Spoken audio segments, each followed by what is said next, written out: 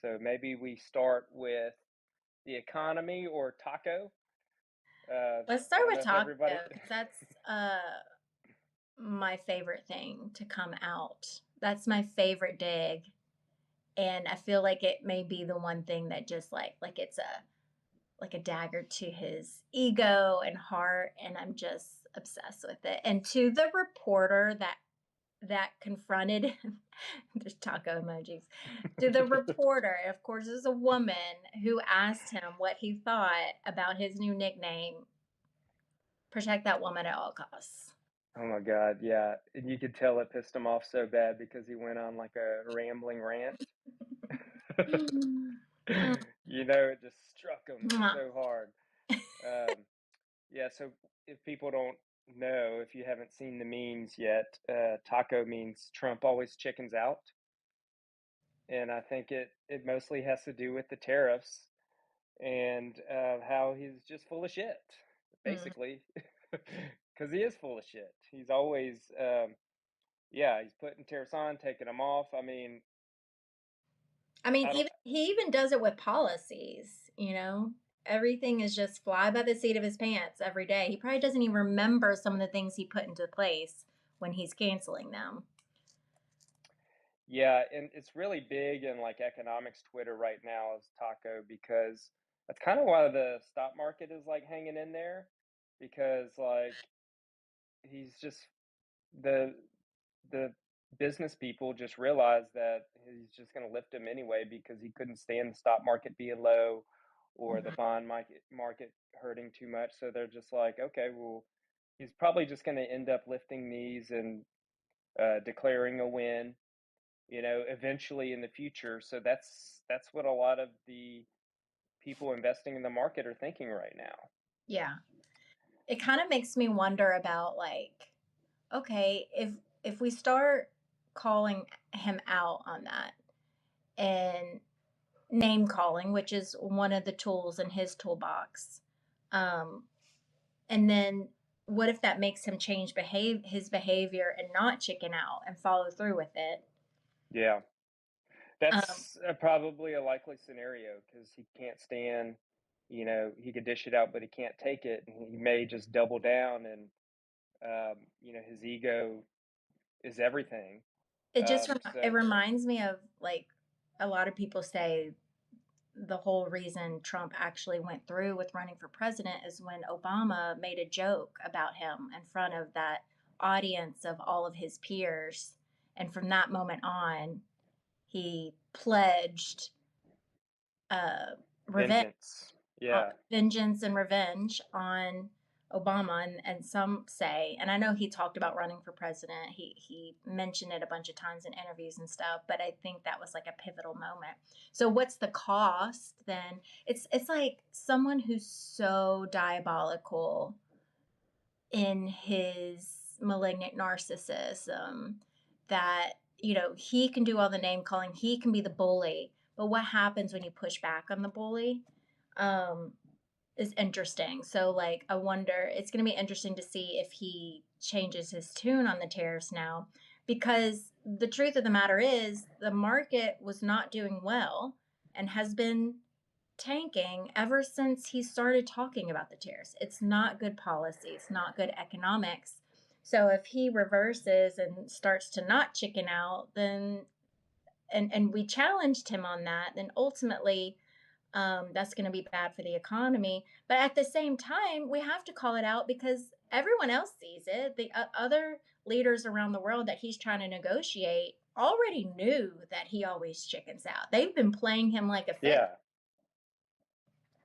Yeah, I think you're right on both of those things. Whenever people started saying it to him on social media and the news reporter, like there's some people like saying like, "Hey, we're not supposed to tell him. We're not supposed to let him in on the joke because yeah, it could backfire on us."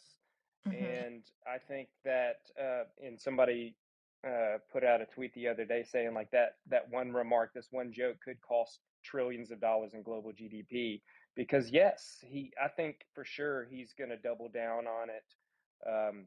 He doesn't like being humiliated. He's going to try to make up for it. But again, we can't. we have to call him out on it. We Yeah. can't just, you know, uh, just give way to his ego and be afraid to challenge his ego.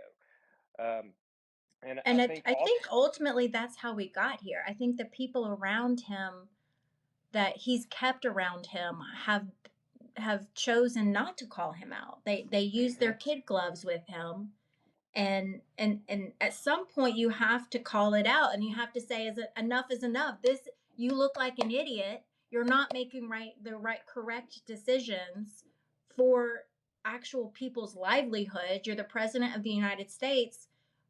At some point you can only kid handle so much. I mean, the kid, look where the kid handling has gotten us. Yeah, and I don't think he's gonna abandon the terrorists because, thinking about this the other day, like the Republicans are in such a tough spot because they've been selling us on trickle down economics for 50 years. So a lot of the problems that we have with the working class and the revolt, even Trumpism, was because there are stagnant wages for the last 40, 50 years. Uh, Benefits have been whittled away. Like so many people are struggling now. And so that, in a way, gave way to Trumpism. So he came in, again, like any fascist or, uh, you know, there was a great uh, reel on Instagram that I saw too, that like fascism is um, the right's way of trying their their solution to the problem that they created. And so he comes in as a fake economic populist, Hmm. saying like, "Hey, I see that y'all are all struggling, but instead of it being my party's fault and the people that I've surrounded myself with, I'm gonna give y'all some other scapegoats," and that's what fascism is. So his scapegoats for everybody's bad economic well-being is immigrants and foreign countries, which I Yeah. mean that's the fascist playbook. So this is his way, so that's why he's doubling down on ICE. He will not want to be embarrassed on that. He's gonna, because we were pushing him on ICE, like, hey, you aren't even deporting many people. Obama deported more people than you, and of course he doubled down and went even worse with it. And I think the same thing's going to happen with tariffs because that's his only like solution to fixing the economy. Hmm. Um, he's everything uh, rides on him and his tariff philosophy because he's attacking the scapegoat, and that's his really only way to do it. Um, and now also you have the federal court saying that it's illegal because it is illegal. He declared a national emergency on trade, which is completely fake. There was no national emergency. Um, it's supposed to be Congress that's supposed to put that out there, if anything. And of course, now is going to the Supreme Court, likely very soon. And I'm scared that the Supreme Court is going to let him get away with this. Um, and that's With the tariffs or the deportations. with the tariffs. Hmm. Um, I'm just worried that they will because he's got a huge advantage in the court, and I think they're just going to pick their battles where they can, and they're going to let him do this. And I think it's potentially going to get much worse here in the future because again, that's their only strategy. Uh, because it shows that he's doing something, to help people, even though it's completely fake. Right. People see that he's out there fighting with the made up scapegoat, which is other countries in China and Europe and all the smart people around the world that are taking advantage of us. That's his only way to fight it. So I'm afraid. I think this is a turning point and not a good turning point. I think things are going to get much worse. And what's ironic about what you said about him using the polarization and the wealth inequality is that it's been the Republican presidents that have done the most to cause that massive separation of the ultra wealthy and the poor, and the evisceration of the middle class. And what are they doing to actually treat that problem? That real problem is the big beautiful bill, which is more of the same shit that More of got the same. first place. It's more of the trickle down economics that has proven time and time again it just makes the wealth inequality greater. And it's obvious they know that. Otherwise, they would have a lot of this stuff kicking in Trump's term, but it doesn't kick in until after he's supposed to be gone. Yeah, and I think people are going to start feeling it soon. I mean, they're already feeling a lot of problems with Trump, but it's going to get worse, and that's the problem with fascism is they find more and more scapegoats. Mm-hmm. You know, that's like that famous saying where like they came for this group of people and Mm-hmm. you know it wasn't me, but then they came for Yeah. this group of people, it wasn't me, and then they came for me because yes, you're always having to find more and more scapegoats as the problem gets worse and worse, and then you have somebody erratic and just frankly evil like Trump, and there's no limit to what he's going to do. Yeah. Um, and eventually, yes, the tide will turn. That's whenever him and the Republicans are going to have to make some really uh, bad decisions. Hopefully, they don't make them things like martial law and things like that to settle the big public uproar that's going to happen. Because, yeah, the only way out of this mess is democratic policies, and that's another thing too. Like, I think this is an opportunity for Democrats to look. We're powerless in a lot of ways. There's things that we can't control. You know, they have the presidency, they have the Supreme Court, they have Congress in both houses. We're here in Louisiana. They have the governorship, all the statewide positions, and a supermajority in legislature. I mean, we're pretty much controlled completely by them, so they're going to have to own everything. And I think one of the problems with Democrats is, you know, in a way, we kind of allowed Trumpism because we were too scared to be bold over the last 20 years to fix a lot of these things. You know, Mm-hmm. we were too scared to do, you know, Medicare for all. We're always, you know, we tried, and there's reasons why, you know, it makes sense that we did at the time. We didn't know that it was going to be, uh, uh, we were going to be led to this time that we're in right now.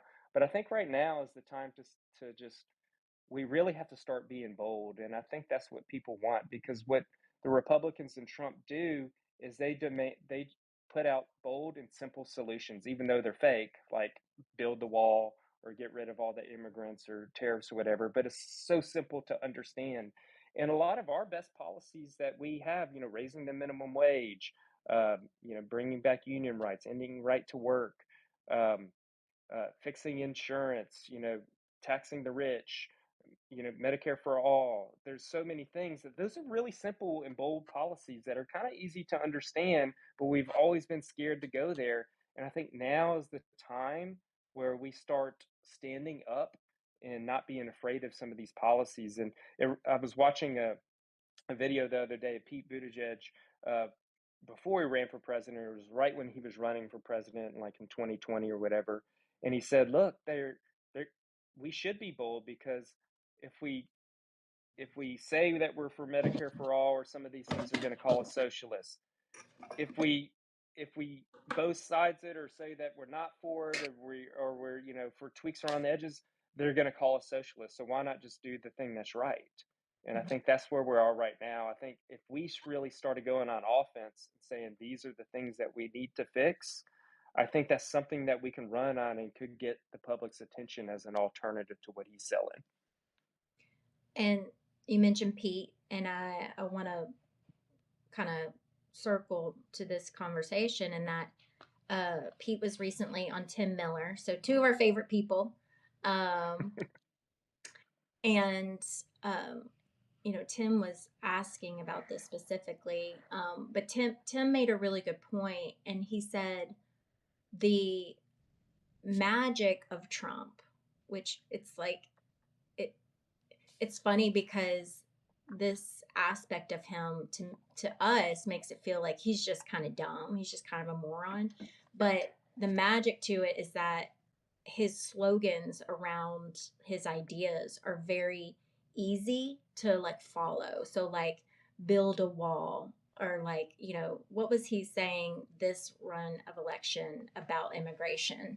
Um, just like illegal, stop the illegal immigration.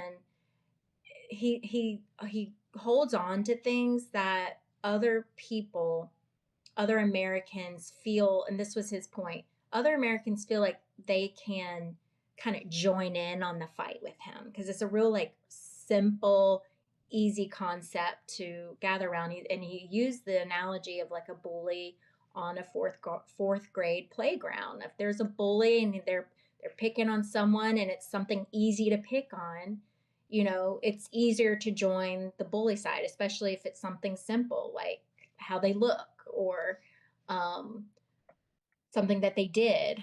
And I think that's what makes him so dangerous and ripe for fascism because he gets to just pick on things. It's easy to join that side.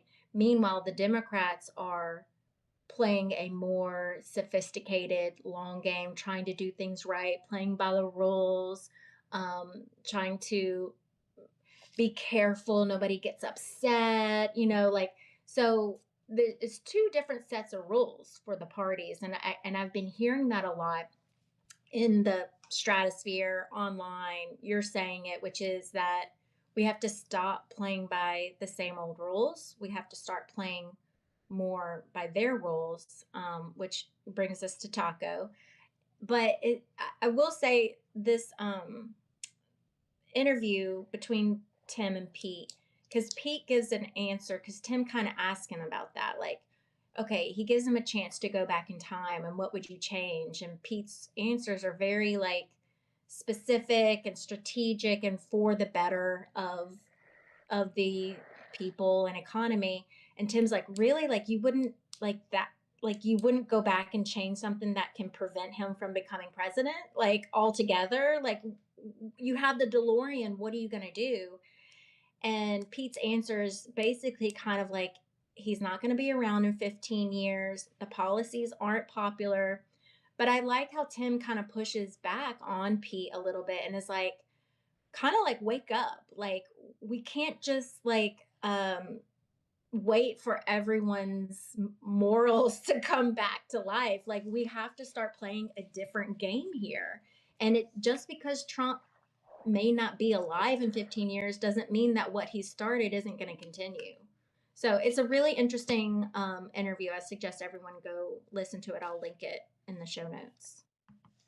Yeah, I think um, all of all of the Republican policies that are like that Trump is running on and MAGA really likes, and that a lot of independents gave into and voted for him, all that stuff wasn't popular before.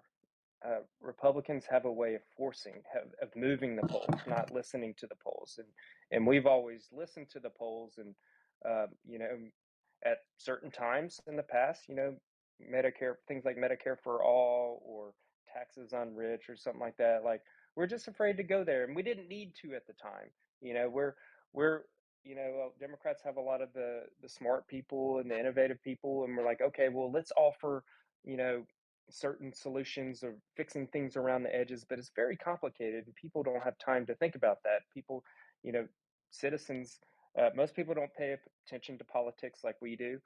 Um, you know, they're busy all the time, so whenever they do hear something, they they need a solution, and things like a wall is like, okay, well, that's easy to understand. Even back then when he was saying that, people thought it was stupid, but then it's the only thing that made sense to him. And it was kind of a bold thing because it just sounds like, oh, that's one solution to like fix our problems. All I know is, you know, if I'm working, you know, 40, 50 hours a week and I have kids and I'm busy and, you know, I'm struggling and I just lost my health care, like, I just want a solution. I want it done, and Democrats never really came forward with the solution because we've always just been hesitant. We've always kind of been status quo and fixed things around the edges, which made sense. But you know, Trump came in and solved a big problem that the Republicans had because they were becoming, if you remember Mitt Romney, they were becoming very stuffy, unpopular. They were losing votes all the time, and Trump like kind of came in and fixed everything, and that's why they, you know, fixed their problems of not having any solutions because trickle down economics was coming for them.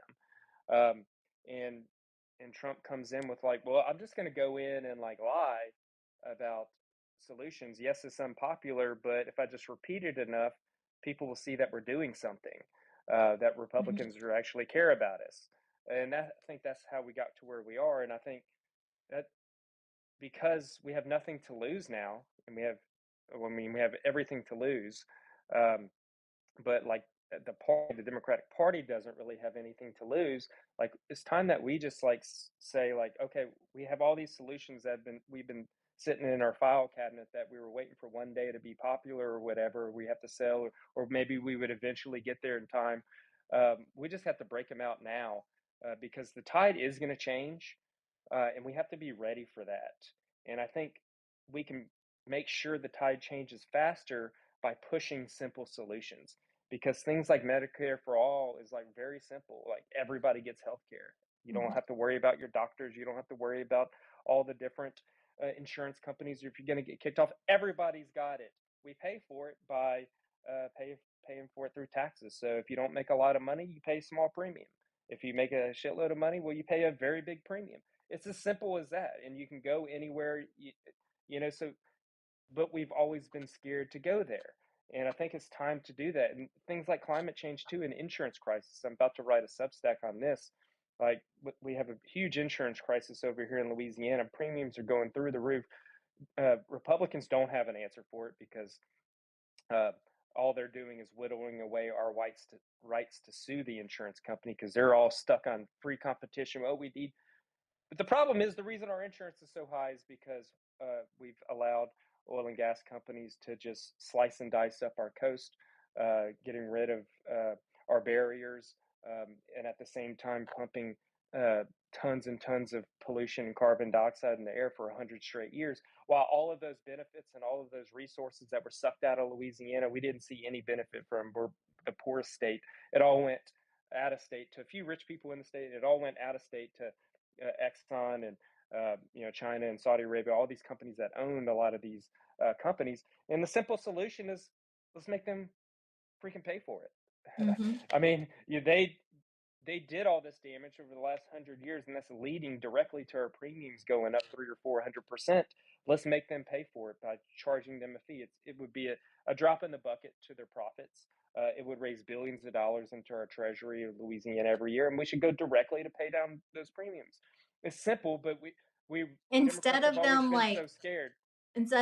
sponsoring things and making it look like, oh, they're the main sponsor of like this school or this project or restoration. It's like, no, just pay it outright. Don't come in looking like you're the sponsor hero.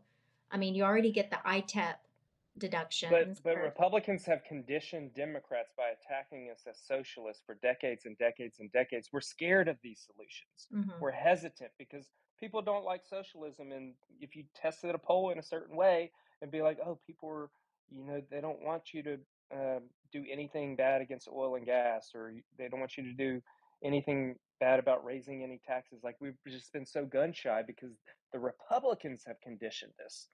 And to me, I think it's all an illusion, and we better get out of that illusion um, because I think the reason that we're not winning right now, especially here in Louisiana, is because we don't have any answers um, to the insurance crisis. Yeah, we're doing some good things in our legislature where we're trying to hold the insurance companies more accountable. That's what Democrats are doing.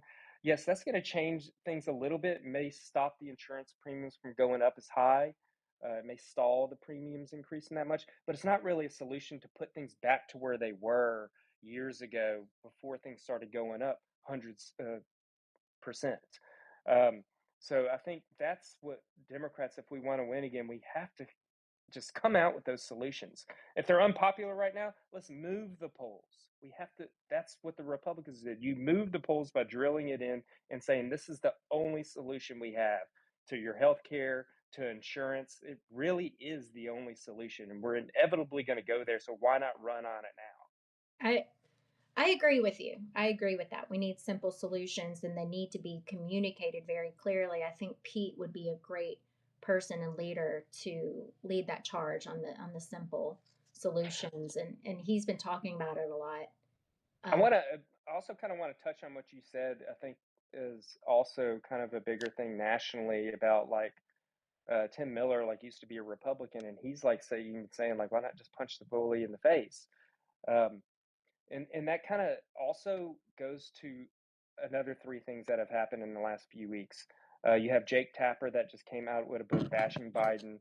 Um, I don't know what Tapper and some of these people think, why we would want a Biden bashing thing right now. He's not president. A lot of people wish he was right now. Um, Jake Tapper's not going to get any Republicans by bashing Biden. They already hate Biden anyway, and they already hated Jake Tapper because Republicans aren't going to buy his book. Also, but like it ties to Gavin Newsom as well. Like I can see he's running for president, so he wants to show like, hey, he's talking to the Republicans, but he's platforming Bannon and stuff like that. But it also goes to the Democrats' unpopularity right now, and I don't think Democrats have understood why we're unpopular. You know, people right now think that we're unpopular because we're not owning our own problems. And that's what Gavin Newsom, Jake Tapper, and a lot of other Democrats I see out there on the stage. I think I even saw Beto O'Rourke saying like we're not listening, stuff like that. Like it's not The we're unpopular. introspection They that, like, gotta, oh, yeah. we don't need solutions, we just need to introspect Yeah, yeah, that's all we do. That's why and we're unpopular. atone for our wrongdoings. Yeah, like why keep doing like we've always done that. That's what Democrats have always done. Like Yes, you're Republicans bash us and we bash us. So we think we get extra points by bashing the Democrats too, but we have to understand that. That's why our brand, our national brand is so shit right now is because for decades and decades and decades everybody has the Democrats have run away from the Democratic Party. Even in right. Louisiana, like people are saying, well, act like you're not like a Democrat in Washington. You have to run that way. You have kind of even John Bel Edwards kind of running away from that. Bill Clinton gave in to a lot of things. Barack Obama got used and abused, but he got sold on not being bold, but because he wanted to reach across the aisle. They use us that way, and Mhm. now we're doing it again. And we think that our unpopularity is because we're not atoning enough for our sins. That's the opposite right now, and I think they need to understand that people are upset about the Democratic Party. The Republicans already don't like us, but it's the Democrats that are driving the numbers lower right now because we're sick of the people just constantly beating ourselves up. You know what I Rolling mean? In over. public, Yeah, we're yeah, rolling over. Like we want the Democrats to fucking fight. That's what yes. people fucking want.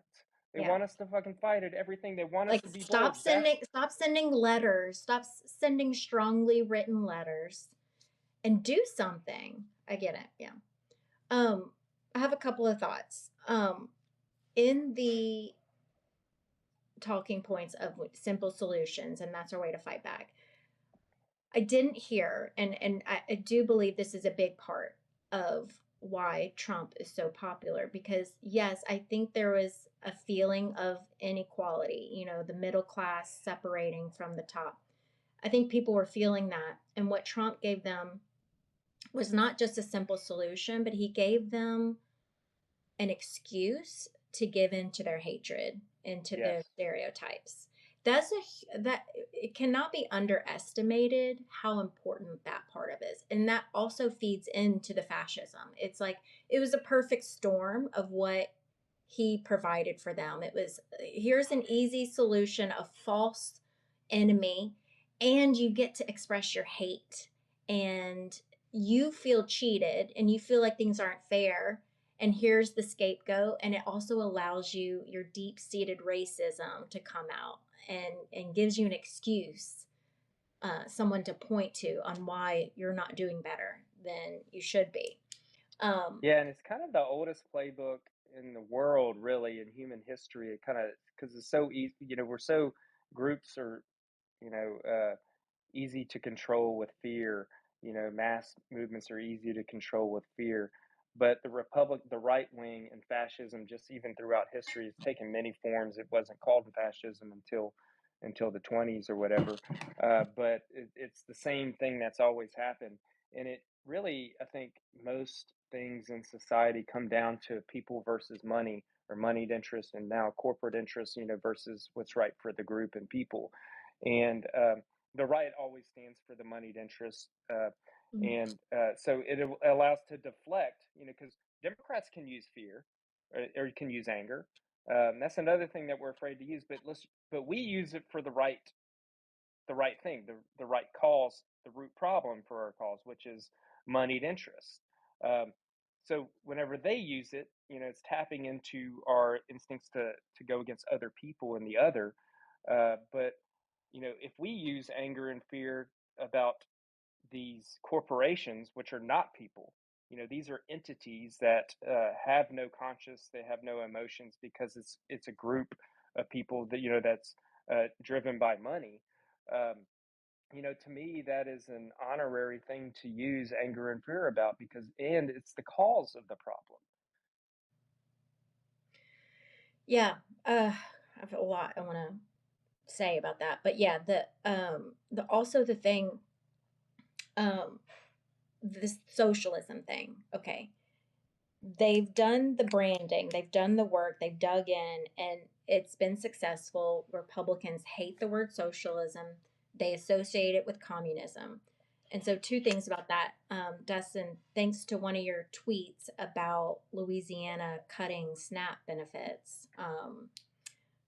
and the federal government cutting SNAP benefits, is there's a guy who always comments on your stuff. So I was like, let me go down this rabbit hole, and eventually got to the point of, okay, he eventually said it. He goes, I just want America to be great again. Okay, so we go back to that simple one. And I say, which America? What, name a time period? And he finally, first, this was funny. First, he mentioned the 30s. I was like, what The 30s. the hell are you talking about, dude? Like, you weren't alive. And also, like, The 30s was the depression. the depression. I'm like, okay. And the rise of Well, fascism and Hitler. I was like, I'm gonna pretend like I'm gonna give you like that as a freebie. Like, try again, like you weren't alive, bro. And and he said, okay, okay. The early 80s. And I was just like, exactly. Exactly. Yep. Why? Why was that your favorite time? And it's because it can be traced exactly back to socialistic policies that were put in place by the New Deal after World War II. Hmm. Wealth equality was more dispersed, it wasn't so extreme. There were a Exactly. lot of government safety nets and things in place that allowed people to have these like idyllic Truman Show lives. Hmm. And so the second thing I want to say on socialism is, I also recently listened to, and I'm a subscriber of Diabolical Lies. It's a podcast on Substack. Katie Grady Tassin. She's also she has the podcast called Money with Katie, which is really big. Her and Caro, I forget her last name, but they have this new podcast called Diabolical Lies, and they have an episode, and it's really long. You can listen to it over a couple days, but it's a deep dive into capitalism, and they also do some history lessons on socialism and Marxism. And what I discovered is called The Rise and Fall of Capitalism. And basically, they kind of dissect like this, a lot of what's behind this anti socialism rhetoric is this supposed desire for like pure capitalism. And it's like, we don't, so it goes into that. We don't have a pure capitalist society. If we did, we would eventually end up like a kingdom with serfs. Pure capitalism ends up with feudal, like the end scenario of that is feudalism, where Hmm. you have the what's the period in time when it was the Gilded Age. Gilded Age, yeah. You end up with the Gilded Age and pure capitalism, and that's why America eventually adopted a lot of um, government programs and socialism to help regulate capitalism. And then what I really was interested in finding out is that the United States of America throughout time um, have been sent on crusades where anytime any capital socialism or communism was trying to be um, like a trial, we sent in like troops, we sent in and like massacred these countries that attempted to do anything that looked like socialism or communism. So they've been rooting it out. So basically went to this proposal, which is like nobody's ever really tried socialism or communism. Excuse me. No country has ever really given it a fair shot, especially when it's because they label it so soon. As soon as like anything starts to look or take form, they label it, even if it's going to be like a hybrid of something, by saying, hey, let's try this combo of socialism with capitalism. The United States have a history of going in and rooting it out in very murderous ways, like going in and taking over countries and rooting it out in very evil, bloody ways. So I suggest everyone give that a listen, The Rise and Fall of Capitalism. You can learn a lot. Yeah, that reminds me of a few other things that I've seen. There's great documentary, Ken Burns documentary on the Roosevelts, um, and um, and I saw one recently. I think this was Ken Burns too, about Joe McCarthy. I may be wrong, but it was good when you watch the Roosevelt documentary, because we kind of think like, oh, all this is like a modern phenomenon, like, because we grew up in hearing like people anti-socialism, calling everything communist. Basically, anything that helps people or helps the group, they just call communism. Mm-hmm. Uh, but knowing that FDR faced the same thing, like there's so many quotes of him uh, talking smack to the right wingers for calling everything socialism as well. And you're right, like this period of time where they think that we were great or whatever was our highest point of socialism mixed with capitalism in our country. Uh, you know, we had high tax rates. We had um, lots of services. We had huge public transportation projects, the interstate system. Wages were high, unions thrived. Those are the times that, like, when people think of good economic times in our past, they think of that. And I think that's what we're eventually going to go to, as long as they don't destroy the whole system, which is, I'm afraid, where we're heading with Trump. That's the big risk. But also, uh, two other things that I watched recently. One, Turning Point Vietnam, that just came out on Netflix a couple weeks ago. I recommend people look at that. Your understanding of Vietnam and how it happened will just kind of blow your socks off. And I also went back and watched a documentary on Joe McCarthy, because was it Nate Cohn, Roy Cohn? That's how he got started with Joe McCarthy in the Red Scare times, and that was in the mid '50s or whatever. Again, it was the backlash to the New Deal, and the Red Scare, calling everybody a communist, rooting everybody out. And Joe McCarthy, like, the closest I've ever seen a person to Trump was Joe McCarthy. After watching that documentary, you have to go find it on like Amazon Prime. uh, you realize like almost everything was is Trump. That's where he learned it from. Roy Cohn, Trump's mentor, learned it from Joe McCarthy. Oh my Basically, God. doubling down. Just bullshit. Even the Red Scare even started on like bullshit. He just like made up something, and then the press came up to him and said, "You said there was 300 people in Congress that are actual communists." He was a no name guy, like giving a speech somewhere, and he said, "I know 300 people in government," and that set off like reporters around the country, again using the media. He realized like, oh, I could just say one thing and the entire media spotlight is on me. So he just made it up as he went along. He had no idea anybody that was in there. So then they started naming people. Well, I think this person is, and it turned into just a big media circus. In that same coalition of people, even though he went down in flames, in disgrace, and died of alcoholism because of that disgrace, kind of shows you where this ends up when you do the scapegoatings. And Here's the same hoping. thing, this is the destination of the MAGA movement and Trump. It's going to go down in disgrace. Uh, I just worry in this case it may be a lot of destruction that could happen at the same time. But that's where it's going. And I think we have to understand the history of it. And hey, we've been there before. We've been here before. People, you know, said bad things about socialism back then. They're doing it again now, but we have to look to the past and see how they got through it. And I want to, had to write this down so I make sure I didn't forget it. When you mentioned Franklin Roosevelt, who also got pressured, you know, when you're talking about Democrats being scared to do the thing we really want to do, to be like that, you know, alternative to Trump of coming up with simple solutions and having a good leader and make it popular. It was Huey Long who had those ideas.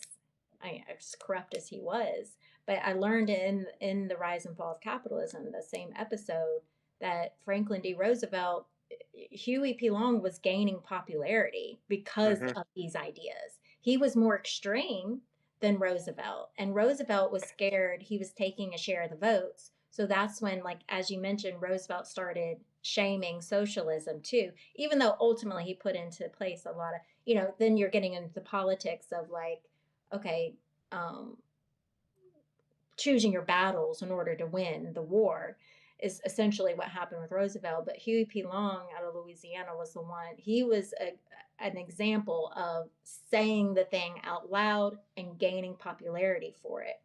Now, Yeah, if you could find someone who just isn't as corrupt, you know, that might be a winning strategy. yeah. I mean, there was a speech that was going around just the other day of Huey Long in a tuxedo. I think it was at some kind of Senate. Um, he was in a tuxedo, so it may have been some kind of Senate dinner when he was in the U.S. Senate, and he was sitting there calling out Mellon and J.P. Morgan and saying like, "Hey, they could spare some. We're all starving. They can spare some money for us." You know, and of course that was communist and socialism back then. But it's like, yes, that's and it ended up becoming popular. And he was on his way and gaining popularity by the day before he was assassinated. And of course, FDR realized, you know, FDR was happy that he didn't have to challenge anymore and adopted a lot of Huey Long's policies to push through a lot of the fixes in America, including Social Security. That was an idea that was really founded by Huey Long. He was pushing for that early on, and it was adopted by FDR after he died. So interesting. Love a full circle moment. Yeah. Um, should we, let's see, we talked about, oh, should we talk about the pardons? The dinner, the what is it? You had to spend like $100 million in a dinner. Did you see the picture of these plates that they served? And then people just got pardons.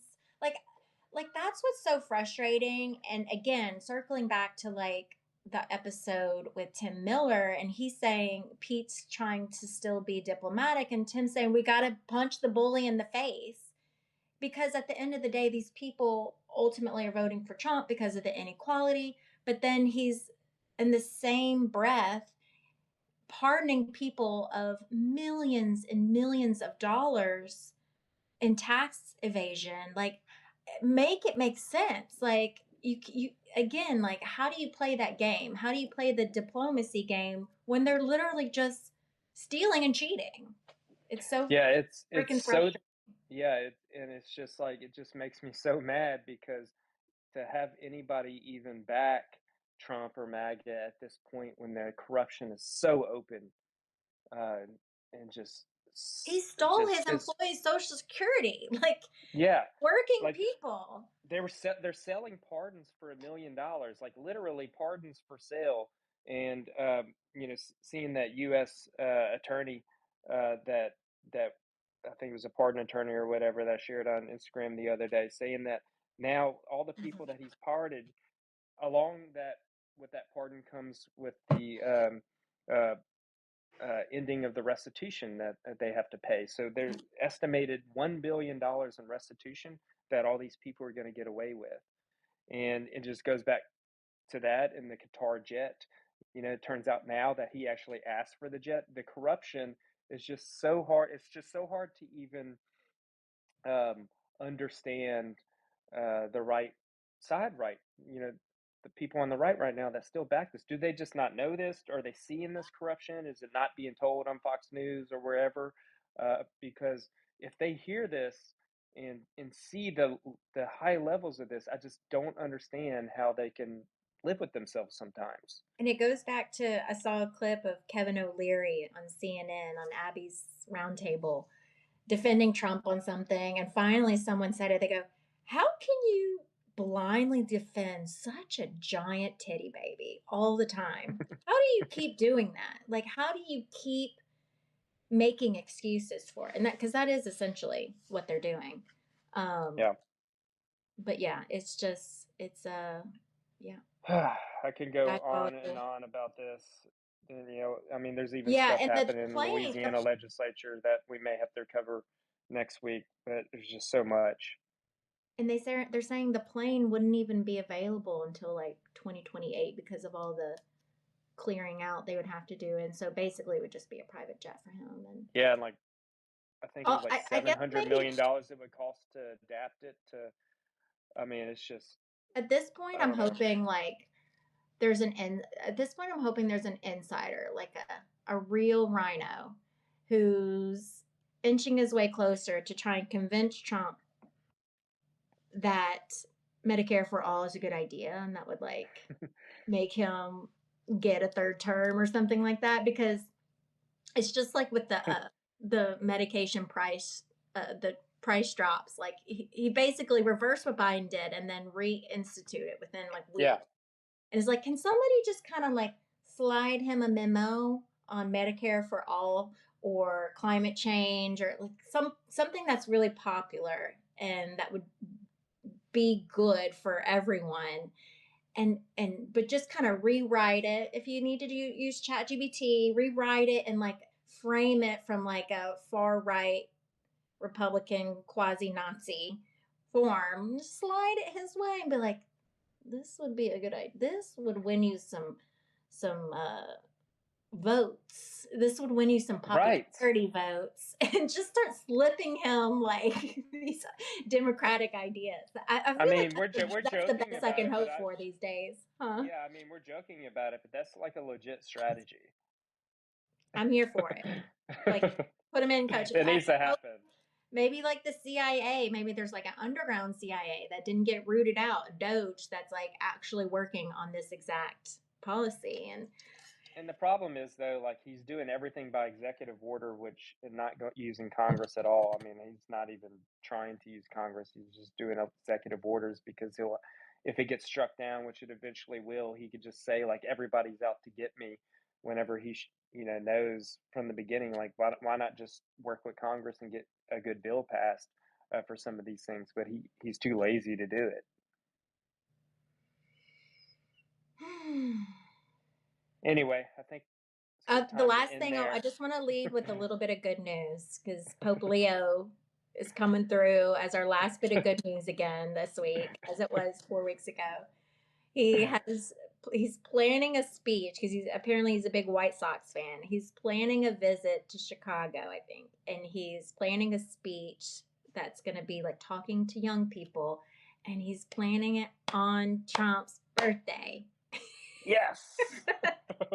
That's how you do it. Like the shade that Leo is, he's doing like, I don't know, it's just, you know what it reminds me of? It reminds me of Taylor Swift and her little Easter eggs and her little sly ways of like jabbing people. I'm here for it. More of it, Pope Leo. I'm just team Pope Leo all the way. Like whatever we can do to jab at his ego. And Wow. Yeah, I mean that's yeah, masterful. Yeah, I mean he's using the it's power of his master. seat and That is a the attention. mastermind move. Yeah, I mean he's the only thing that can pull any attention from Trump, which is what Trump hates the most, pulling attention away from him. And the Pope is like really the only person in the world that can do it. And I think he knows that. So, I think we're in for some good days ahead coming from Yes, Leo. exactly. And the most beautiful thing about it is like, who's gonna call the Pope a bully? It's like a bully tactic. It's like an Yeah. anti-bully tactic, but Yeah. it's the Pope. Love it. Yeah. Beautifully Good orchestrated. news. No Good news, notes. Danielle. More of that. Give him his flowers. I'm going to tune into that speech. Me too. Oh, I just want to give one last holler out. Have you heard of the film Lee?